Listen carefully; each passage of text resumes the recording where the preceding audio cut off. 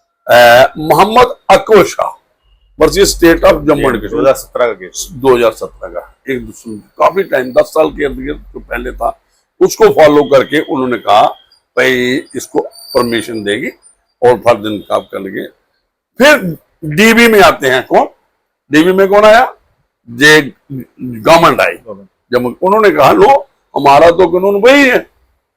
जब जहां पे डिस्कशन हुई भाई हमारा तो वही है, अभी भी लॉ चेंज नहीं है, 66 का लॉ अभी चेंज अभी वही गवर्नमेंट ऑर्डर है, उसमें रेस्ट्रिक्शन है।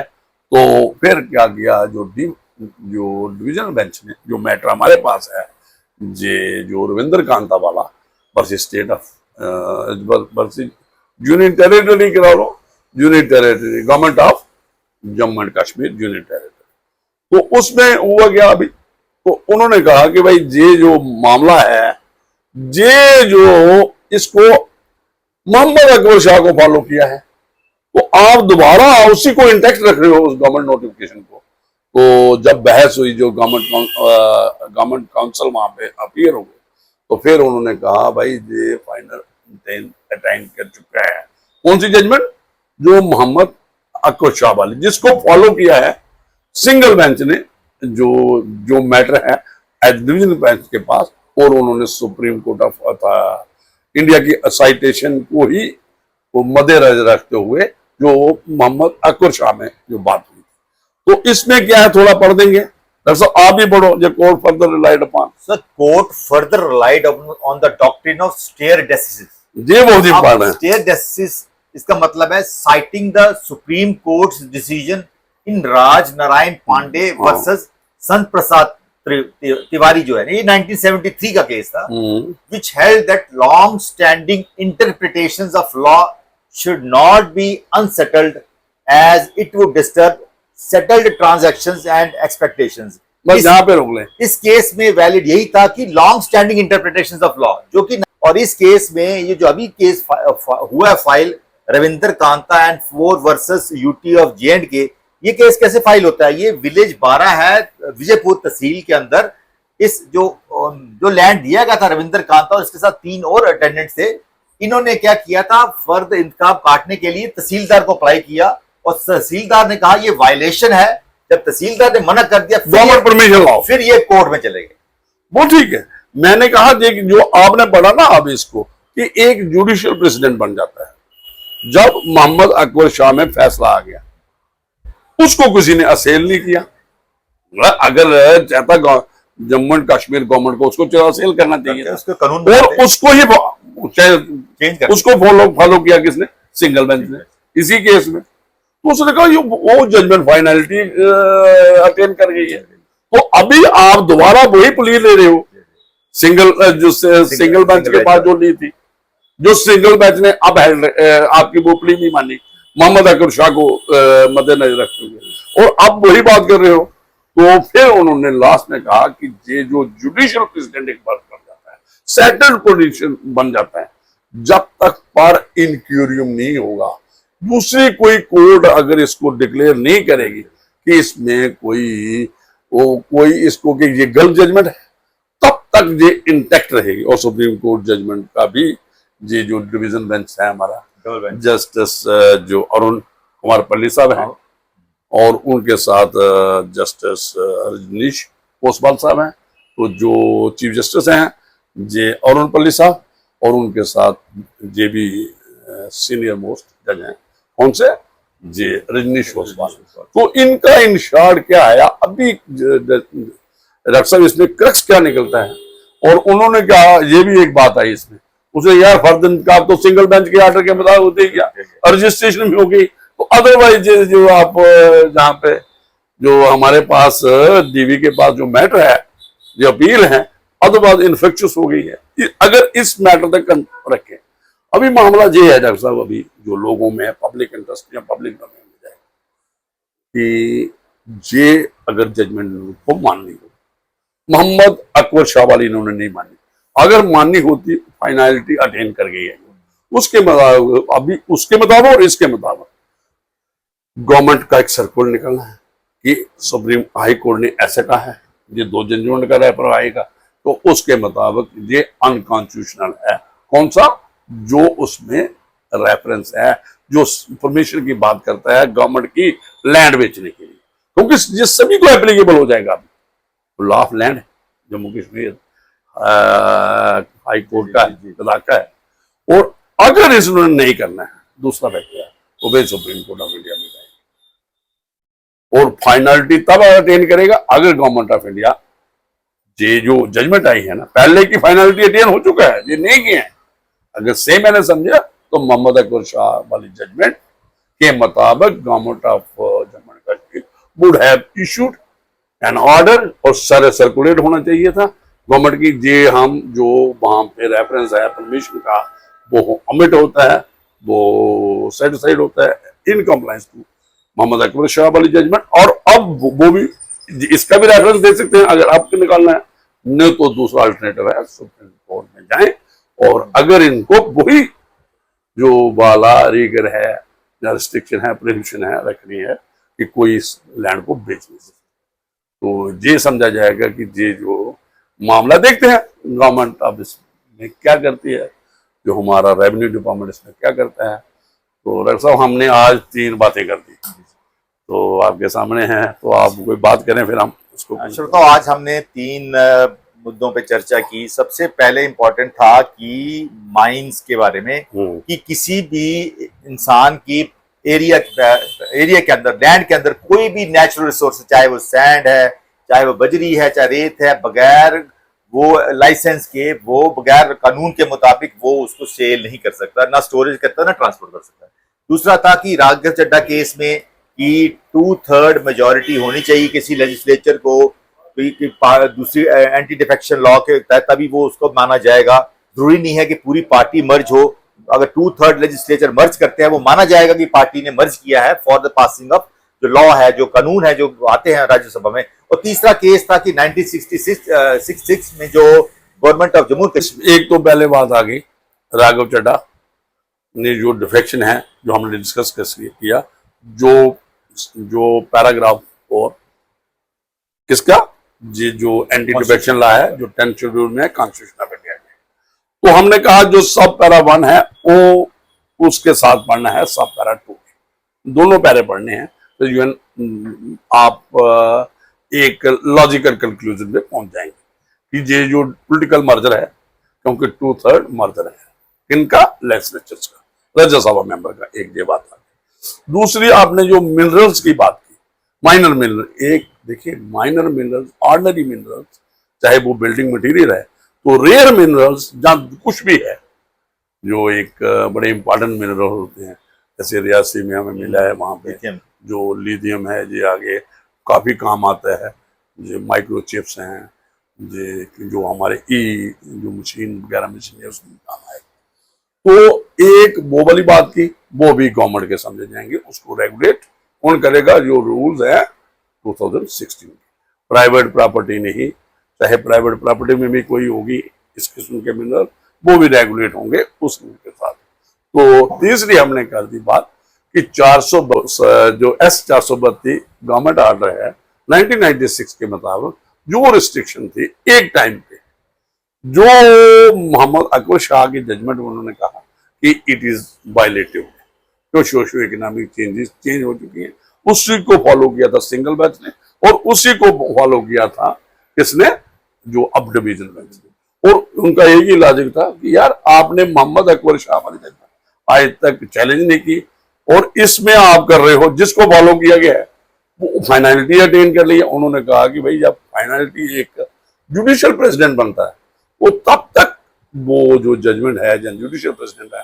ओवर रूल नहीं हो सकता, अनलेस इन वो जजमेंट जो है वो पर इनक्यूरियम नहीं होगा, वो कोई गलत तरीके से जहाँ कोई उसको कोई थर्ड बड़ा बेंच उसको सेटिस्फाई नहीं किया जाएगा, ये भी एक बात है। तो अब वही फाइनल में हमने कहा था कि भाई देखते हैं गवर्नमेंट उसको फॉलो करती है डिवीजन बेंच की जजमेंट को, जहां मोहम्मद अकबर शाह को, जहां सुप्रीम कोर्ट जाती है, अगर फॉलो करेगी तो जे रिस्ट्रिक्शन हट जाएगी, अगर सुप्रीम कोर्ट में जाएगी तो फिर जे उनकी अभी एक और उनके पास एक और दरवाजा है, ऑप्शन है, तो वो उसको अवेल करके उसके बाद जो भी फैसला आएगा उसके मुताबिक देखते हैं। तो काफी अच्छा रहा आज डिस्कशन हुई, डॉक्टर साहब ने अपना टाइम निकाला, तो बात हुई, कानूनी चर्चा है, लेकिन खास चर्चा हुई है आज के दौर में, क्योंकि ये इसमें पब्लिक इंटरेस्ट काफी इन्वॉल्व है, तो इसमें हम इसको खास चर्चा भी समझेंगे। तो काफी आज के लिए थैंक यू वेरी मच।